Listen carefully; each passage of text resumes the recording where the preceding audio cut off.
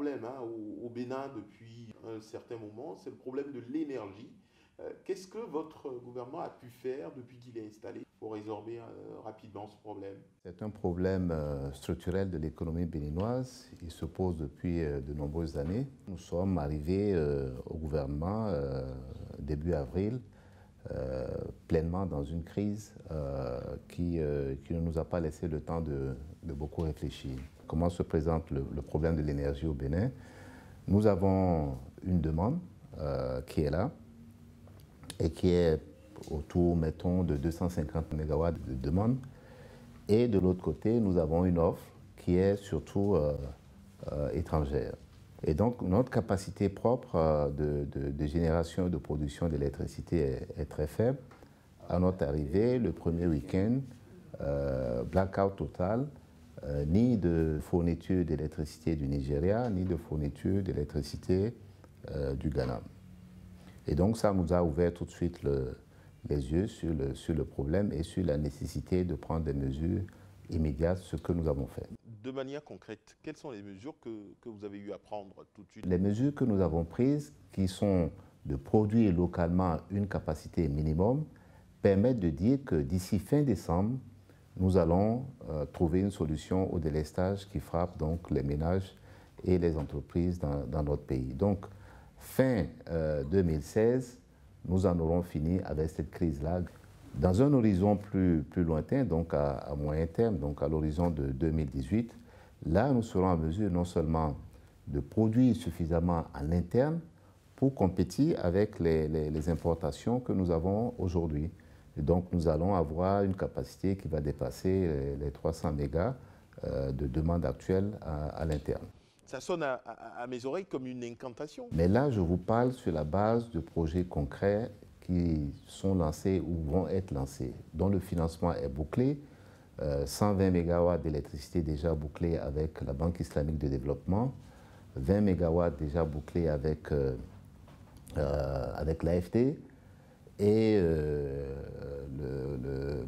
le MCC américain qui finance 40-50 MW d'électricité. Donc nous avons sur la table déjà un financement certain pour une capacité non négligeable. Maintenant, nous avons des partenaires privés qui sont intéressés aussi à générer de l'électricité et à le vendre, que ce soit sur la chaîne conventionnelle ou que ce soit sur le renouvelable. Sous l'Ancien Régime, hein, l'un des projets phares a été la gratuité de la césarienne. Depuis quelques semaines, dans les centres de santé, on apprend que la césarienne, l'acte chirurgical est payant. Est-ce que vous êtes désormais dans le reniement du passé?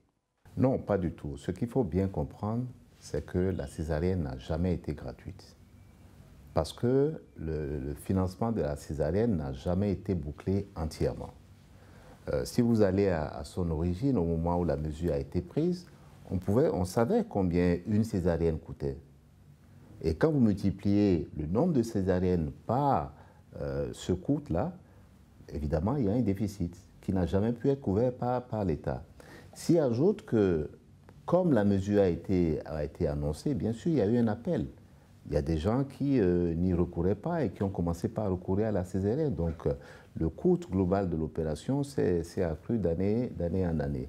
Mais pour le moment, c'est plus gratuit hein, dans les centres de santé. Pour le moment, ce n'est plus gratuit parce qu'il n'y a pas les ressources pour cela. Et c'est la même chose dans les lycées.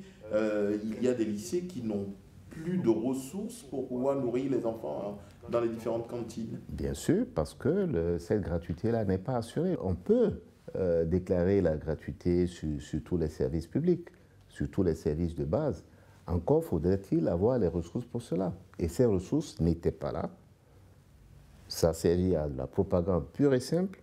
Et aujourd'hui, nous sommes face à cela et nous allons assumer, regarder chacune de ces opérations et assurer, chaque fois que nous les maintenons, le financement. Sinon, on dira ce n'est pas la gratuité, mais c'est un financement partiel.